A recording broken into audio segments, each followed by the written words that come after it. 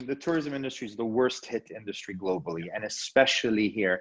Overall, when you look at just visitor arrival and business in general from a year-to-year perspective, you're looking at about a 30 to 35% decline on most metrics. However, when you break it down even further and you start looking at certain things, for example, we did a very, very big focus on average rate.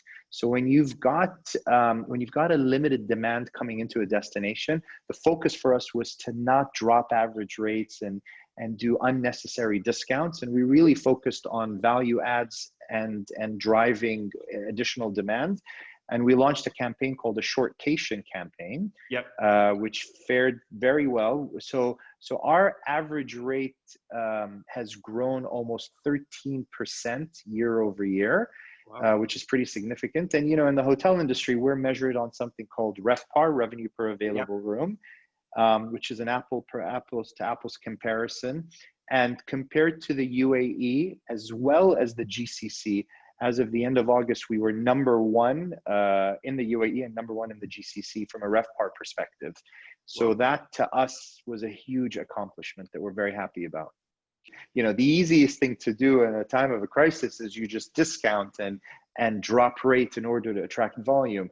But we're a small destination, you know, we're a developing destination. We really have a community feel to us. So we spent a lot of time talking to the GMs, talking to the business owners to discuss and help them guide strategy. So two things that happened. The first thing, pandemic hits, everyone's in a frenzy globally. What we decided to do is step one, we need to calm everyone down, help people focus on what they need to. And we launched a stimulus package.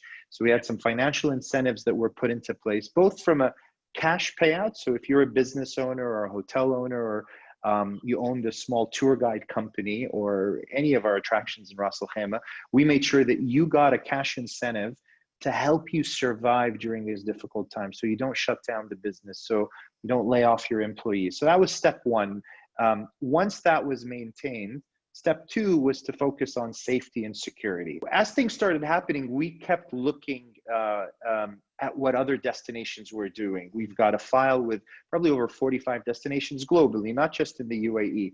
And we're also members of the World Travel Tourism Council, so we had weekly calls with industry leaders. But it was a strategy focus that we came up with right at the beginning. We've looked at past pandemics and past issues and financial crises and the Zika virus that happened in Miami a few years ago. And we realized that dropping average rate and discounting, it takes a much longer time to come back. But if you maintain, and especially when you have limited demand, if you maintain a certain average rate, but you give value adds, you give the level of service, you give the offerings, we figured that that was the right strategy, and I'm happy to say that that strategy worked out for us. You can say mid-March, we were running at 90% capacity. So it was a great time. We were leading up to the Easter break. So we were looking really good. Pandemic hit, you know, closures start happening in about mid-March. Then we started getting down to single-digit occupancies. So the hotels were struggling. We were looking at that kind of occupancies. Then we started noticing a couple of things. One, our villa resort products, such as the Ritz-Carltons, the Hilton Resort and Spa, started picking up a lot faster than the other resorts. And I think that was the perception that if I'm locked up at home, let me go to a resort, have my own private villa, have my social distancing, and feel very comfortable. And that's where the safety and security certification idea came from, to help increase that. If you compare August alone, 2020 to 2019. In 2019, we had 117,000 visitors come to Ras Al Khaimah, and 70% of them were international, 30% were domestic. In August 2020, we had 107,000 tourists, when 90% of them were domestic. Okay. So when you think about that shift in business, to get those types of visitors coming to the destination without any international flights, or with very little international flights, I think we fared and maintained quite well.